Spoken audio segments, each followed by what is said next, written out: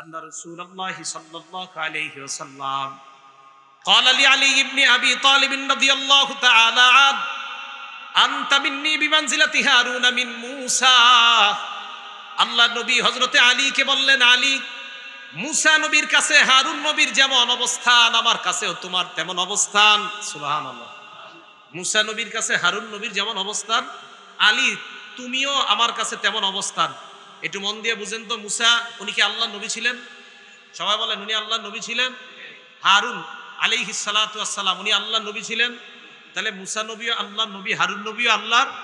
তো আমাদের নবী কি বলে দেখেন, আলী ভালো করে তুমি শোনো, মুসা নবীর কাছে হারুন নবীর যেমন অবস্থান আমার কাছেও তোমার তেমন অবস্থান। তো কি হইলো কথাটা? মুসা নবী তো নবী, হারুন নবী আমাদের নবী, আলী। তাহলে হাদিস মিললো? কয় না, সবাই কয় না। বিসমিল্লাহ, মন দিয়ে শোনেন, কারণ এই হাদিস দিয়ে আপনাদেরকে ধোঁকা দেয় অনেকে।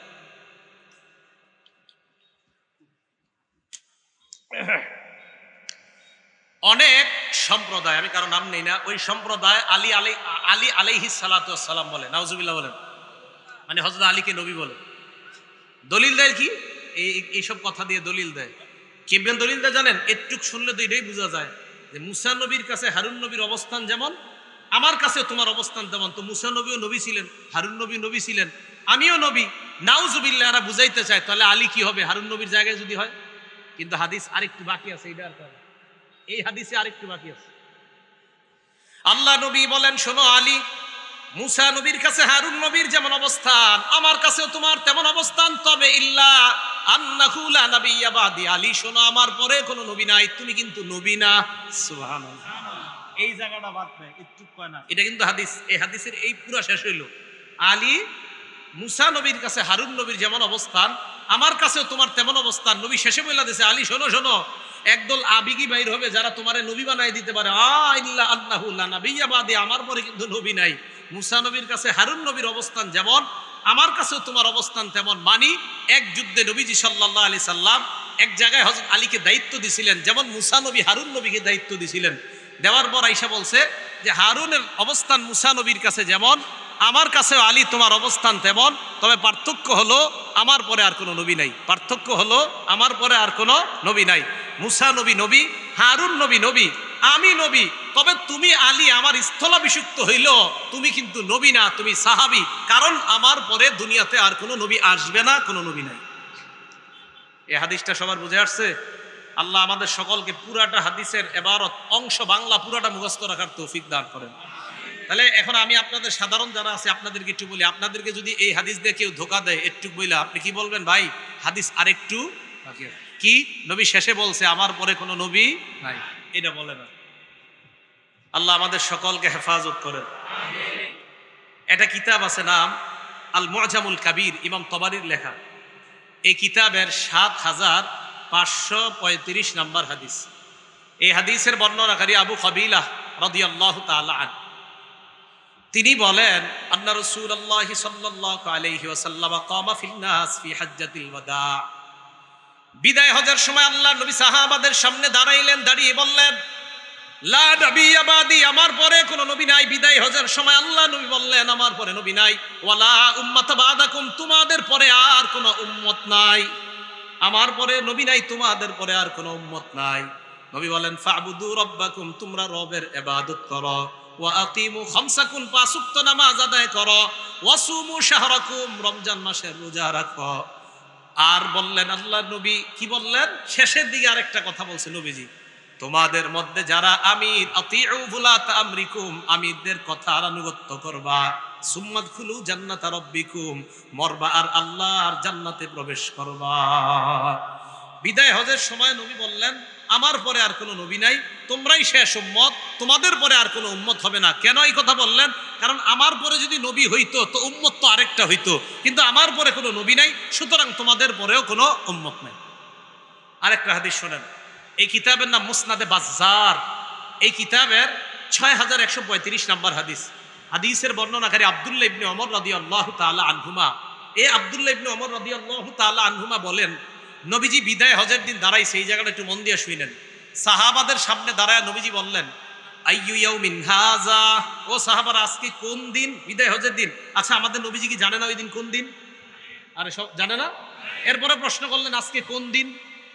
সাহাবারা জবাব দিলেন ইয়াউমুন হারাম, আজকে হলো সম্মানিত দিন। এরপর নবী প্রশ্ন করলেন আইয়ু বালাদিন হাযা, এটা কোন শহর? নবীজি ওনার শহর চিনে না। সাহাবারা জবাব দিলেন বালাদুল হারাম, এটা হলো একটা সম্মানিত শহর। নবীজি প্রশ্ন করলেন আইয়ু শাহরিন হাযা, এটা কোন মাস? আচ্ছা, হজ করে নবীজি, তো নবীজি জানে না কোন মাস? সাহাবারা জবাব দিলেন শাহরুল হারাম, এটা একটা সম্মানিত মাস। আল্লাহ নবী কয়, শোনো তোমরা, ফাইন্নাল্লাহা হাররামা আলাইকুম দিমাআকুম ওয়া আমওয়ালাকুম ওয়া আ'রাদাকুম, শোনো তোমরা, আল্লাহ তাআলা তোমাদের জন্য, একজন মুসলমানের জন্য আরেকজন মুসলমানের রক্তপাত হারাম করেছেন। তোমাদের জন্য, একজন মুসলমানের জন্য আরেকজন মুসলমানের সম্পদ হারাম করেছেন, ইজ্জত হরণ করা হারাম করেছেন। যেমন এই মাস হারাম, এই শহর হারাম, আজকের দিন যেমন হারাম, একটা মুসলমানের সম্মান আরেক মুসলমানের কাছে তেমন হারাম। হারাম মানে হলো সম্মানিত। কোন মুসলমান কোন মুসলমানের সম্পদ লুণ্ঠন করতে পারে না, কোন মুসলমান কোন মুসলমানের ইজ্জত হরণ করতে পারে না, কোন মুসলমান কোন মুসলমানের রক্তপাত ঘটাইতে পারে না।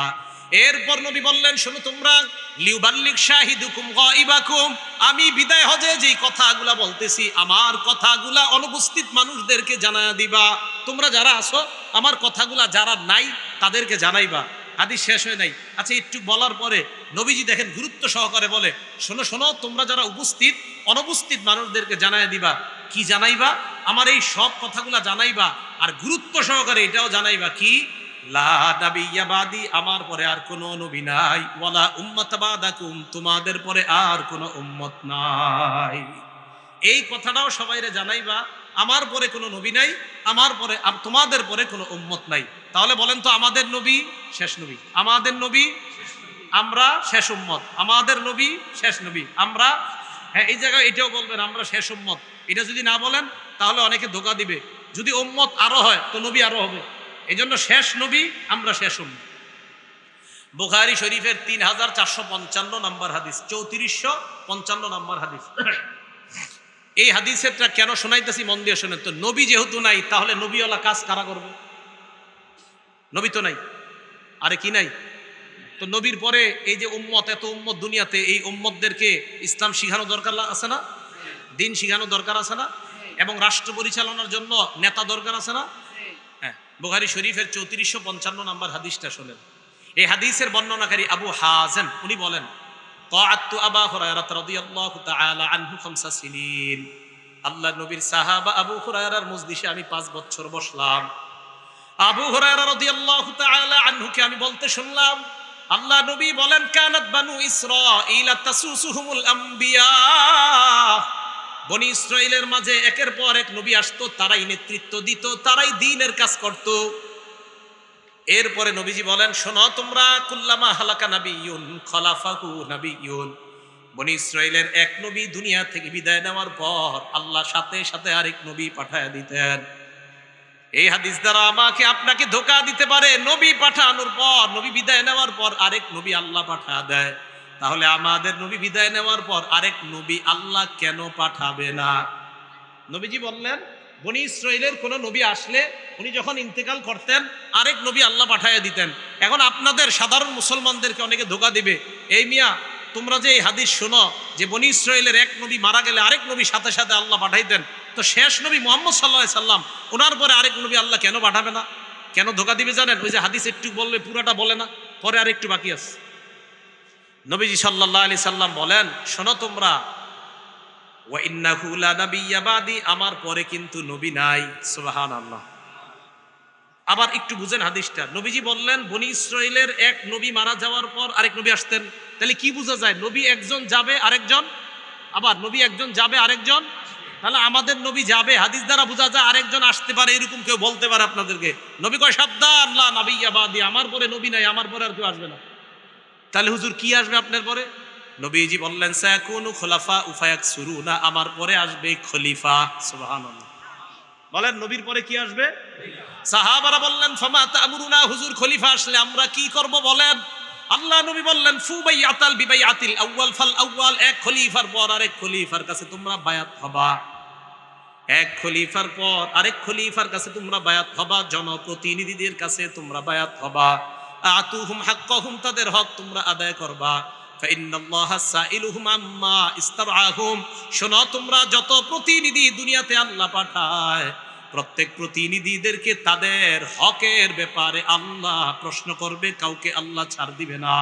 যত প্রতিনিধি দুনিয়াতে আল্লাহ পাঠাইছেন সমস্ত প্রতিনিধিদেরকে আল্লাহ জনগণের ব্যাপারে এবং তাদের হক আদায় করছে কিনা এই ব্যাপারে আল্লাহ জিজ্ঞাসা করবেন। আর নবী আমাদেরকে বলছেন, শোনো তোমাদের প্রতিনিধি যারা হবে তাদের হক তোমরা আদায় করো, আর তারা যদি হক না আদায় করে তো আল্লাহর কাছে ধরা হবে।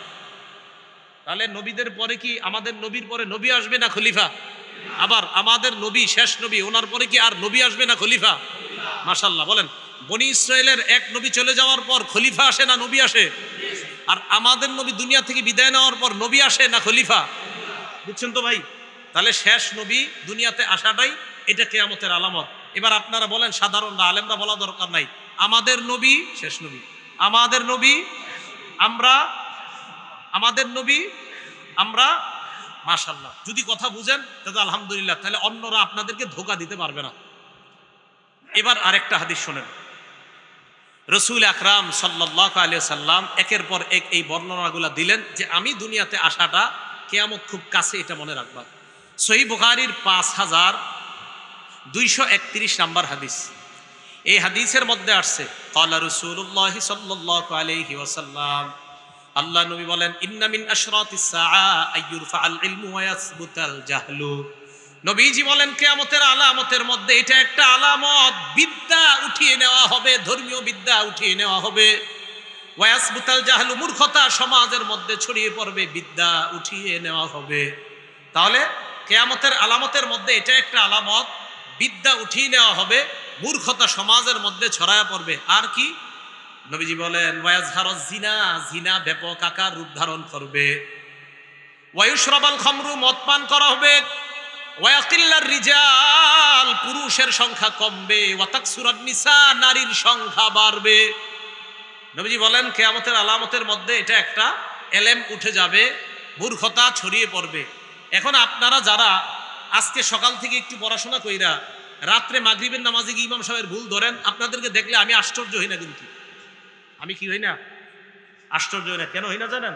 কারণ নবীজি সাল্লাল্লাহু আলাইহি সাল্লামের কথা প্রমাণিত হয় আপনাদের মতো লোকদেরকে দেখে। সকাল থেকে একটু পড়াশোনা শুরু করছে, আজকে সকাল থেকে উনি খুব পড়তেছে, আজকে অমুক অমুকরে ফলো করে, আজকে সকাল থেকে পড়ার পর মাগরিবের নামাজ আইছে কোনো মতে, আইসা বা হুজুর কি নামাজ পড়ান এতদিন, সব তো ভুল। বেচারা 20 বছর ইমামতি করে, এখন আসছে উনি শাইখুল হাদিস এক মাদ্রাসার 20 বছর ইমাম, আপনাদের মসজিদে আবার খতিব, বুখারী পড়ায় 20 বছর। ওনারা আইসা বলতেছে আপনার নামাজ তো সব ভুল। আজকে সকাল থেকে উনি পড়াশোনা শুরু করছে। নবীজি সাল্লাল্লাহু আলাইহি সাল্লাম বলেন কিয়ামতের আলামত এটা, মূর্খতা ছড়ায় পড়বে, এলেম উঠিয়ে নেওয়া হবে। এলেম কিভাবে উঠাবে এটা আবার আরেক হাদিসে নবীজি বলছেন, সহিহ বুখারীর 100 নম্বর হাদিস। ক্বালা রাসূলুল্লাহ সাল্লাল্লাহু আলাইহি ওয়াসাল্লাম, আল্লাহ নবী বলেন, ইন্নাল্লাহা লা ইয়াকবিজুল ইলমা ইনতিজাআন ইয়ানতাজিউহু মিনাল ইবাদ। আল্লাহ পাক রব্বুল আলামিন বিদ্যা একবারে এইভাবে ছিনিয়ে নেবেন না। তাহলে কিভাবে? ওয়ালাকিন ইয়াকবিজুল ইলমা বিকবজিল উলামা, আলেমদেরকে আল্লাহ উঠায় নেওয়ার মাধ্যমে এলেম আল্লাহ উঠায় নেবেন। কাদেরকে উঠায় নেওয়ার মাধ্যমে? তাহলে আলেমরা দুনিয়া থেকে চলে যাওয়া মানে বিদ্যা তাদের সাথে চলে যাওয়া।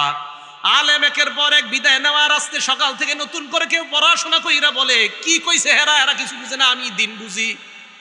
অথচ বুখারী দ্বারা একদম সারাক্ষণ বুখারী কয়া মুখে ফেনা তোলে, ওই বুখারীর 100 নম্বর হাদিসে নবী বলেন আল্লাহ আলেমদেরকে উঠায় নেওয়ার মাধ্যমে এলেম উঠায় নেবেন। বুখারী এই হাদিসটা বাংলা খুঁজে 100, আজকে দেখেন 100, বুখারীর 100 বলেন। রাসূল আকরাম সাল্লাল্লাহু আলাইহি সাল্লাম বলেন আল্লাহ আলেমদেরকে উঠায় নেওয়ার মাধ্যমে এলেম উঠায় নিবে। তো আপনি কিভাবে এখনো দাবি করেন যে আমি অনেক বড় পণ্ডিত? হাফিজি হুজুর উঠে যাওয়া মানে এলেমের একটা সাগর চলে যাওয়া, শাইখুল হাদিস সাহেব চলে যাওয়া মানে এলেম একটা বিশাল বড় সমুদ্র চলে যাওয়া। মুফতি আমিনী, কাজী মুতাসিম বিল্লাহ, আল্লামা সিরাজুল ইসলাম রহমতুল্লাহি আলাই, ওনাদের মতো বড় বড় ব্যক্তিত্বরা চলে যাওয়া মানে বিদ্যার এক একটা সমুদ্র চলে যাওয়া। দলিল বুখারী শরীফের 100 নম্বর। এরপরেও যদি আপনি দাবি করেন না আমি মনে হয় বেশি জানি, এটা তো ভুল হবে। রাসূল আকরাম সাল্লাল্লাহু আলাইহি সাল্লাম বললেন এলেম আল্লাহ উঠায় নিবে আলেমদেরকে উঠায় নেওয়ার মাধ্যমে। তাহলে আমরা জানলাম কিয়ামতের আলামতের মধ্যে এটাও একটা, এলেম উঠে যাবে।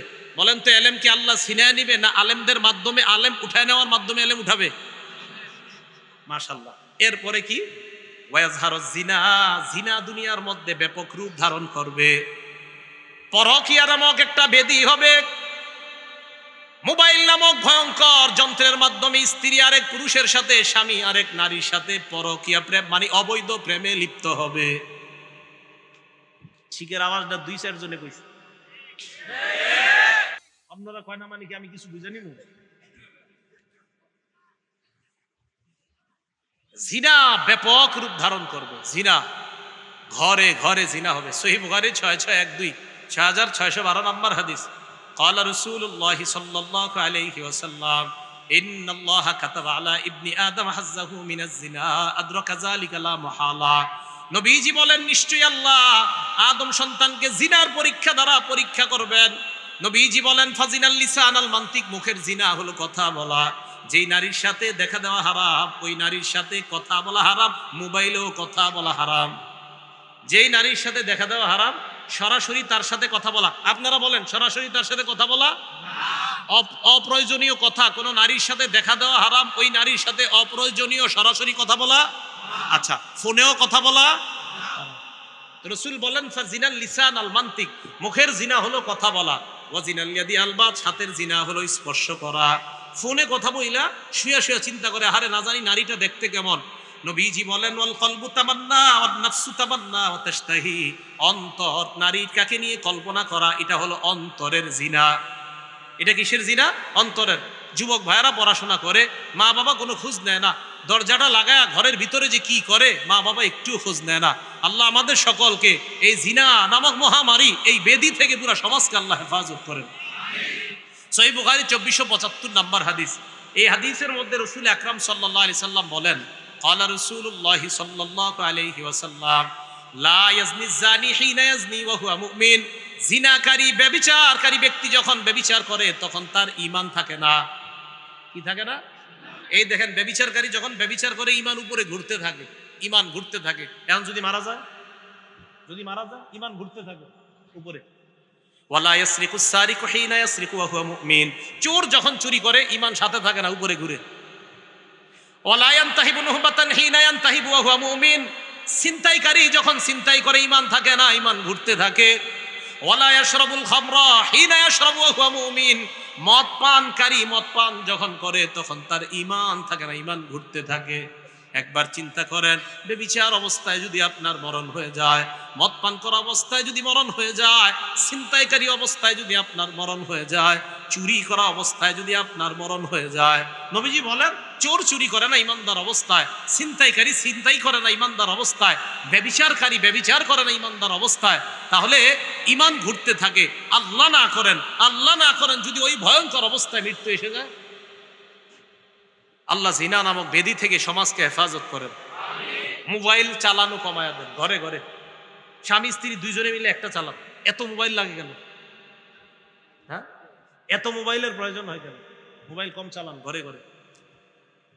এক সাহাবা নবীজির কাছে আসছে, এক ব্যক্তি নবীজির কাছে আসছে। ইমাম হাইসামি রহমতুল্লাহ আলাইহির একটা কিতাব আছে মাজমাউ যায়েদ, 1 নম্বর খণ্ড 134 নম্বর পৃষ্ঠা। এটা মজার হাদিস, মন দিয়ে শুনেন। এক ব্যক্তি নবীজির কাছে আসছে, আসার পর দেখেন সাহাবাদের সামনে নবীজির কি কথা কয়। এই জামানা যদি কোনো হুজুরের এই কথা কয়, আপনারা মনে হয় মারা শুরু করবেন। কি কয় দেখেন। এক ব্যক্তি আল্লাহ নবীর কাছে আসছে, আসার পর কই ইয়া রাসূলুল্লাহ ইযান লি ফিজ জিনা, হুজুর আমার জিনার অনুমতি দেন। কিসের অনুমতি দেন? নাউজুবিল্লাহ, নাউজুবিল্লাহ বলেন। তো সাহাবায়ে কেরাম তো রাগ হয়ে গেছে। জাজারু, সাহাবায়ে কেরাম এই থামো, জাজারু মানে এই থামো, এই কি কও, মাহ মাহ, এই মাহ মাহ মানে থামো, কি কও এগুলা। আমাদের নবীজি কেমন দেখেন, নবীজি কয় উদনুহু, তাকে আমার কাছে আসতে দাও। সুবহানাল্লাহ। আমাদের নবীজি সাল্লাল্লাহু আলাইহি সাল্লামের চেয়ে অন্তরের এত বড় ডাক্তার দুনিয়াতে আর কেউ হবে? বাহ্যিক ডাক্তারও হবে না, আভ্যন্তরীণ ডাক্তারও হবে না। নবীজিকে আসতে দাও কাছে। ফাদানা, দেখেন দেখেন সমস্যা নেই। ফাদানাহু মিনহু করিবা, আল্লাহ নবীর কাছে আসলেন। নবীজির কাছে আসার পর আল্লাহ নবী বললেন, আতুহিব্বুহু লিউম্মিকা, তুমি যেই কাজের অনুমতি আমার কাছে চাইলা, তোমার মায়ের সাথে যদি এই কাজটা কেউ করে তুমি পছন্দ করবা কিনা? ওই ব্যক্তি জবাব দেয়, লা জাআলানি আল্লাহু ফিদাকা ইয়া রাসূলুল্লাহ, আল্লাহর কসম আমার মায়ের সাথে কেউ জিনা করবে, অপকর্ম করবে, আমি কোশ্চিনকালে এটা পছন্দ করব না। নবীজি বলেন, ফান্নাসু লা ইউহিব্বুনাহু লিউম্মাহাতিহিম, তাহলে মানুষও তো এটা পছন্দ করে না, তাদের মায়ের সাথে তুমি জিনা করো। ওই ব্যক্তি কয়, ঠিকই তো। এবার নবী বললেন, আতুহিব্বুহু লিইবনাতিক, তোমার মেয়ের সাথে কেউ অপকর্ম করবে, এটা তোমার পছন্দ কিনা? লা ইয়া রাসূলুল্লাহ জাআলানি আল্লাহু ফিদাকা, ইয়া রাসূলুল্লাহ আমার মেয়ের সাথে কেউ অপকর্ম করবে, এটা আমার কখনো পছন্দ না। নবীজি বলেন, ফান্নাসু লা ইউহিব্বুনাহু লিবানাতিহিম, মানুষ তাদের কন্যাদের সাথে অন্য কোনো পুরুষ ব্যভিচার করবে, কোনো বাবা এটা পছন্দ করে না। চিন্তা করে, ঠিকই তো।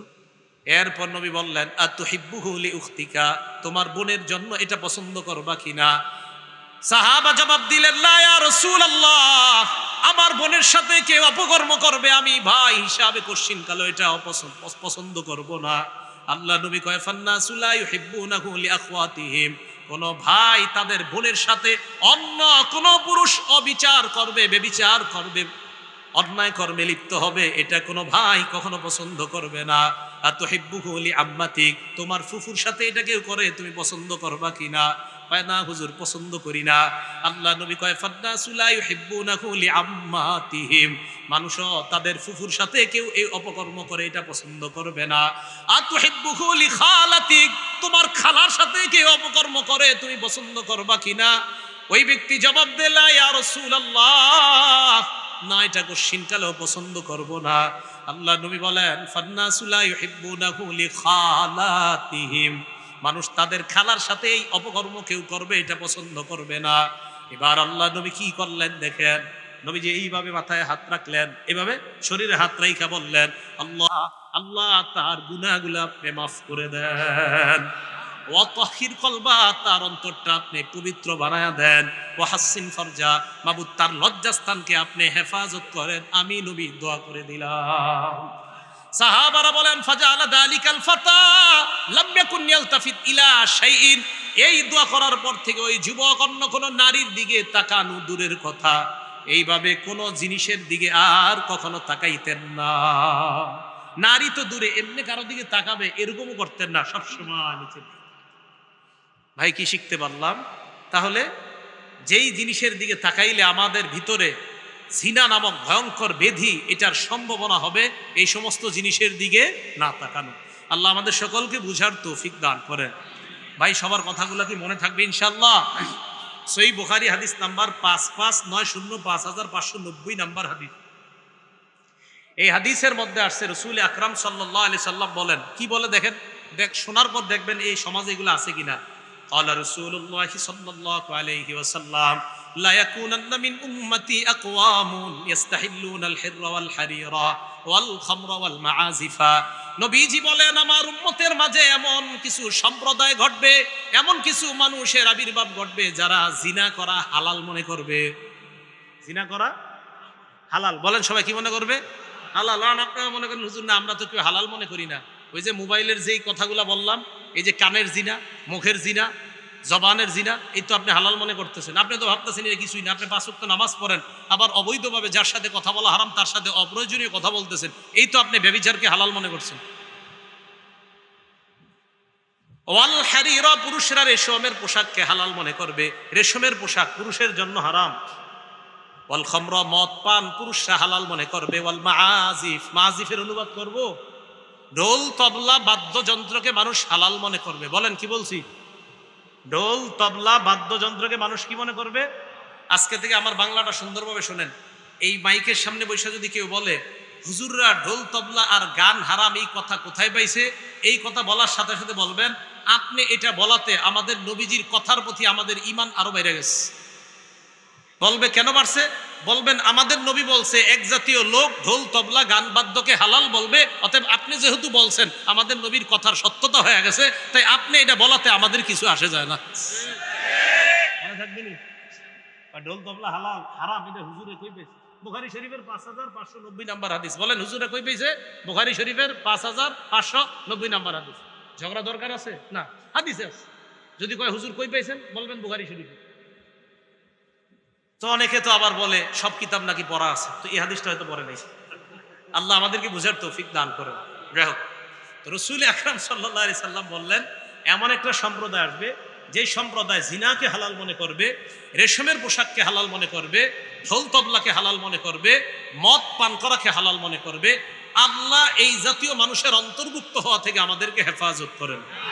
তাহলে এগুলো কিয়ামতের আলামত, জিনা ব্যভিচার এগুলো বেড়ে যাওয়া। রাসূল আকরাম সাল্লাল্লাহু আলাইহি ওয়াসাল্লাম আরেকটা হাদিসের মধ্যে বলেন, মুসলিম শরীফের 1901 নাম্বার হাদিসের মধ্যে রাসূল আকরাম সাল্লাল্লাহু আলাইহি সাল্লাম বলেন, সাহাবারা একটা জায়গায় গোল মিটিং হয়ে কথা বলতেছে। সাহাবারা বলেন, নাতাযাকারুল মাসিহাদ দাজ্জাল, আমরা দাজ্জাল সম্পর্কে আলোচনা করছিলাম। নবীজি সাল্লাল্লাহু আলাইহি সাল্লাম আমাদের সামনে আসলেন। আসার পর আমাদের দিকে আল্লাহ নবী তাকায় কয়, মা তাযাকারুনা, তোমরা কিসের আলোচনা করো? সাহাবারা জবাব দিলেন, নাজকুরুল মাসিহাদ দাজ্জাল, হুজুর দাজ্জাল সম্পর্কে আমরা আলোচনা করি। আল্লাহ নবী তো তাই নাকি? কয় হ্যাঁ। নবীজি বলেন, ইন্নাহা লান তাকুমা সাআ, কিয়ামত সংগঠিত হবে না, কিয়ামত সংগঠিত হবে না 10টা আলামত না দেখা যাওয়ার আগে। 10টা আলামত ঘটতেই হবে, এরপর কিয়ামত সংগঠিত হবে। বলেন কয়টা? বড় বড় 10টা আলামত। 1 নাম্বার আলামত নবী বলেন, দুখান, ধোঁয়া, একটা ধোঁয়া বের হবে, এটা হলো বড় আলামতের একটা। 2 নাম্বার দাজ্জাল, দাজ্জাল দুনিয়াতে আগমন করবে। 3 নাম্বার দাব্বা, দাব্বা হলো সাফা মারওয়ার মাঝখান থেকে একটা প্রাণী বের হবে, এই প্রাণীটা মানুষের সাথে কথা বলবে। কি আব্দুর রহমান ভালো শুনি, এরকম আপনারা বলবে, তাকায় দেখবেন একটা প্রাণী কথা বলে। এলো 3 নাম্বার। 4 নাম্বার ওয়াতুলু আশ-শামসি মিন মাগরিবিহা, সূর্য পশ্চিম দিক থেকে উঠবে। 5 নাম্বার নুজুল ঈসা ইবনে মারইয়াম, ঈসা আলাইহিস সালাতু ওয়াস সালামের আগমন। 6 নাম্বার ইয়াজুজ ওয়া মাজুজ, ইয়াজুজ মাজুজের আবির্ভাব। 7, 8, 9 নাম্বার ওয়াসালাসাতা খুসুফ, 3টা বড় ভূমিকম্প হবে। খসফুন বিল মাশরিকি, পূর্বে পশ্চিমে একটা, পূর্বে একটা হবে। ওয়া খসফুন বিল মাগরিব, পূর্বে আরেকটা হবে। পশ্চিম পূর্ব এই দুই পাশে 2টা ভূমিকম্প হবে। খসফুন বিল মাশরিক, পূর্ব দিকে একটা ভূমিকম্প হবে ভয়ঙ্কর। খসফুন বিল মাগরিব, পশ্চিমে একটা ভয়ঙ্কর ভূমিকম্প হবে। খসফুন বিজাজিরাতিল আরব, আরেকটা ভূমিকম্প হবে আরব উপদ্বীপের মধ্যে, বর্তমান সৌদি এবং সৌদির আশেপাশের রাষ্ট্রগুলোতে। এটাকে বলা হয় জাজিরাতুল আরব। এ হলো 9, ওই যে 7, 8, 9, এই 3টা ভূমিকম্প। আরে বুঝেন না মনে হয়? প্রথম 6টা, 1 নাম্বার দুখন, ধোঁয়া। 2 নাম্বার দাজ্জাল। 3 নাম্বার একটা প্রাণী বের হবে, কথা বলবে। 4 নাম্বার সূর্য পশ্চিম দিক থেকে উঠবে। 5 নাম্বার ঈসা নবীর আগমন। 6 নাম্বার ইয়াজুজ মাজুজ। 7 নাম্বার পূর্ব দিকে একটা ভূমিকম্প। 8 নাম্বার পশ্চিমে একটা ভূমিকম্প। 9 নাম্বার আরব উপদ্বীপে তথা বর্তমান সৌদি এবং তার আশেপাশের রাষ্ট্রগুলোতে ভয়ঙ্কর একটা ভূমিকম্প হবে। 10 নাম্বার নবীজি বললেন, আখিরু যালিকা নারুন, সর্বশেষ আলামতটা হবে একটা আগুন বের হবে। তাহশুরুন নাসা মিনাল মাগরিবি ইলাল মাশরিক, মিনাল মাশরিকি ইলাল মিনাল মাগরিবি ইলাল হাস। নবীজি সাল্লাল্লাহু আলাইহি সাল্লাম বলেন, মানুষগুলাকে টানতে টানতে নবীজি সাল্লাল্লাহু মিনাল ইয়ামানি ইলাল হাস, তাহশুরুন নাস মিনাল ইয়ামানি ইলাল হাস, ইয়ামান থেকে মানুষগুলাকে ধাক্কাইতে ধাক্কাইতে, এটা হলো একটা। আরেকটা তাতরুদুন নাস, মানুষকে ধাক্কাইতে ধাক্কাইতে ইলা মাহশারিহিম, কিয়ামতের ময়দানে উপস্থিত করবে। কিয়ামতের ময়দানে, হাসরের মাঠে উপস্থিত করবে। তাহলে একটা আগুন বের হবে, যে আগুনটা মানুষকে ধাক্কাইতে ধাক্কাইতে, মানুষকে নিতে নিতে কিয়ামতের মাঠে উপস্থিত করবে। এই 10টা কথা নবীজি বললেন। এর মধ্যে 2য় নাম্বার একটা আলামতের কথা বললেন, দাজ্জাল। বলেন কি বলছেন? দাজ্জাল, এটা একটা ভয়ঙ্কর প্রাণী হবে। মুসলিম শরীফের 1946 নাম্বার হাদিসের মধ্যে রাসূল আকরাম সাল্লাল্লাহু আলাইহি সাল্লাম বলেন, মা বাইনা খালকি আদম ইলা কিয়ামিস সাআ, আদম নবী থেকে নিয়ে কিয়ামত পর্যন্ত, আদম নবী থেকে নিয়ে কিয়ামত পর্যন্ত, খলকুন আকবারু মিনাদ দাজ্জাল। নবীজি সাল্লাল্লাহু আলাইহি সাল্লাম বলেন, দাজ্জালের চেয়ে এত ভয়ঙ্কর সৃষ্টি আর নাই। আদম নবী থেকে কিয়ামত পর্যন্ত যত সৃষ্টি আছে এর মধ্যে দাজ্জালের চেয়ে ভয়ঙ্কর সৃষ্টি নাই। এটা হবে সবচেয়ে ভয়ঙ্কর সৃষ্টি। কে? দাজ্জাল। মুসলিম শরীফের 1937 নাম্বার হাদিস। এই হাদিসে সাহাবারা বললেন, হুজুর কাম লুবসুহু ফিল আরদ, মা লুবসুহু ফিল আরদ, দাজ্জাল দুনিয়াতে থাকবে কয়দিন? নবীজি বললেন, 40 ইয়াওমান, 40 দিন থাকবে। কয়দিন? 40 দিন। প্রথম দিন, দ্বিতীয় দিন আর তৃতীয় দিনটা একটু শোনেন। নবীজি বললেন ইয়াউমুন কাসানা, প্রথম দিনটা হবে 1 বছরের সমান। দাজ্জালের প্রথম দিন হবে ওয়া ইয়াউমুন কাশাহরিন, দ্বিতীয় দিন হবে 1 মাসের সমান। ওয়া ইয়াউমুন কাজুমআতিন, তৃতীয় দিনটা হবে 7 দিনের সমান। ওয়াসাইরু আইয়ামিহি কাআইয়ামিকুম, বাকি 37 দিন হবে তোমাদের দিনের মতো 24 ঘন্টা। বলেন তো দাজ্জাল কয় দিনের জন্য আসবে? প্রথম দিন কয় বছরের সমান, দ্বিতীয় দিন 1 মাস, তৃতীয় দিন 1 সপ্তাহ, বাকি 37 দিন আমাদের মতো। রাসূল আকরাম সাল্লাল্লাহু আলাইহি সাল্লাম সহিহ বুখারীর 6708 নম্বর হাদিসের বর্ণনা। এই হাদিসে নবীজি দাজ্জালের আলোচনা করে বলেন ইন্নী লাউনজিরুকুমুহু, আমি দাজ্জালের ব্যাপারে তোমাদেরকে অবগত করেছি, তোমাদেরকে সতর্ক করেছি। শোনো শোনো, মা মিন নাবিয়্যিন ইল্লা আনযারাহু কওমা, সব নবী দাজ্জালের ব্যাপারে তাদেরকে জানায়া দিছে, সব নবী দাজ্জালের ব্যাপারে তার উম্মতকে জানাইছে। অন্য বর্ণনায় আসছে নূহ নবী ছাড়া, নূহ নবীর পরে যত নবী আছে সব নবী দাজ্জালকে ব্যাপারে তার উম্মতকে জানায়া দিছে।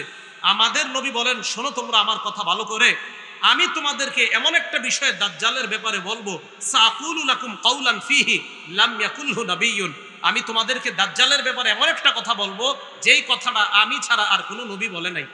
আবার বলছি, সব নবী তার সম্প্রদায়কে দাজ্জালের ব্যাপারে জানাইছে, আমি তোমাদেরকে দাজ্জালের ব্যাপারে এমন একটা কথা বলবো যে কথাটা কোনো নবী বলে নাই। আপনাদের শুনতে মন চায়নি কথাটা? নবীজি বললেন ইন্নাহু আওয়ার, দাজ্জাল হবে কানা, ওয়ালাইসা আল্লাহু আওয়ার, আল্লাহ কানা না। দাজ্জাল আইসা বলবে আমি খোদা, আমি আল্লাহ। শোনো তোমরা, তোমাদের রব কানা না, দাজ্জাল কানা হবে। যেই মাত্র কানা দাজ্জালকে ঈমানদার দেখবে, দেখে বলে ফেলবে আমাদের রব অন্ধ নয়, আমাদের নবী আমাদের রব কানা হতেই পারে না। তুই যেহেতু কানা, তুই যেহেতু অন্ধ, তোর দাবি প্রমাণ করে তুই হলি আমার নবীর হাদিস অনুযায়ী তুই হলি কানা দাজ্জাল। তাহলে রব কখনো অন্ধ হয় না, রব কখনো কানা হয় না। নবীজি কয় দাজ্জাল হবে কানা, আর রব কখনো এই গুণে গুণান্বিতই হতে পারে না। রব যিনি হবে তিনি আবার কানা হয় কিভাবে? দাজ্জাল কানা। দাজ্জাল বলবে আমি রব, তাহলে বলেন তো রব বললেও কাজ হবে না, কারণ সে হবে কি কানা। তাহলে এই হাদিস এটা বললেন। আম্মা জান আয়েশা বলেন শোনো, দাজ্জাল এত ভয়ঙ্কর একটা প্রাণী। সহিহ বুখারী 6710 নম্বর হাদিস আম্মা জান আয়েশা বলেন আমি নবীজিকে দেখছি, উনি নামাজের মধ্যে ইস্তাইযু বিল্লাহি মিনাদ দাজ্জাল, নামাজে নবীজি দাজ্জালের থেকে আল্লাহর কাছে পানাহ চায়। কোথায়? হ্যাঁ, সালাম ফিরানোর আগে আল্লাহুম্মা ইন্নী আউযু বিকা মিন আযাবিল কবরি ওয়া আউযু বিকা মিন ফিতনাতিল মাসিহিদ দাজ্জাল ওয়া আউযু বিকা মিন ফিতনাতিল মাহইয়া ওয়া ফিতনাতিল মামাত, আল্লাহুম্মা ইন্নী আউযু বিকা মিনাল মা'সামি ওয়াল মাগরাম। আসসালামু আলাইকুম ওয়া রাহমাতুল্লাহ। আসসালামু আলাইকুম। যাই হোক, আপনারা পারেন না বাংলা, কিন্তু আবার কইলেন না, ঠিক আছে? পারেন না, দরকারও নাই। তো রাসূল আকরাম সাল্লাল্লাহু আলাইহি সাল্লাম নামাজে আল্লাহর কাছে দাজ্জালের ফিতনা থেকে পানাহ চাইতেন। তাহলে বলেন তো, নামাজে নবীজি দাজ্জালের ফিতনা থেকে পানাহ চাইতেন, তাহলে দাজ্জাল এটা হবে কিয়ামতের একটা ভয়ঙ্কর আলামত। আর নবীও বলছে এটার চেয়ে ভয়ঙ্কর সৃষ্টি আর দুনিয়াতে নাই। তাহলে এই আলামতগুলা প্রাথমিকভাবে যেইগুলা, জিনা, ব্যভিচার, গান, বাদ্য, ঢোল, তবলা, আমাদের নবী দুনিয়াতে আগমন করা, মানুষ রেশমের পোশাককে হালাল মনে করা, ইত্যাদি আলামতগুলা কি ঘটবে না ঘটতেছে? আর ওই যে আলামতগুলা দাজ্জাল, ইমাম মাহদি আর ইয়াজুজ মাজুজ, এগুলা ভবিষ্যতে আসবে, এটাও নবীজি হাদিসে জানায়া দিয়েছেন। আল্লাহ পাক রব্বুল আলামিন আমাদের সকলকে কিয়ামতের যে আলামতগুলা ঘটতেছে, এই আলামতগুলা যেন আমার আপনার দ্বারা না ঘটে। জিনা নামক ভয়ঙ্কর আলামত, গান, বাদ্য, রেশমের পোশাক, এইগুলা যেন আমাদের দ্বারা না ঘটে। এই গুনাহ থেকে যেন আমরা বেঁচে থাকতে পারি, আল্লাহ তৌফিক দান করেন। আর শেষ নবী মুহাম্মদ সাল্লাল্লাহু আলাইহি সাল্লাম এই আকীদা খুব বেশি বেশি প্রচার করা, সব জায়গায় প্রচার করা এবং সামান্য কোনো সন্দেহ না রাখা। আল্লাহ পাক রব্বুল আলামিন আমাদের সকলকে যে কথাগুলা বললাম শুনলাম, ঈমান আকীদা হেফাজত করে যেন কবরে যাইতে পারি, আল্লাহ তৌফিক দান করেন। আমিন ওয়া আখিরু দাওয়ানা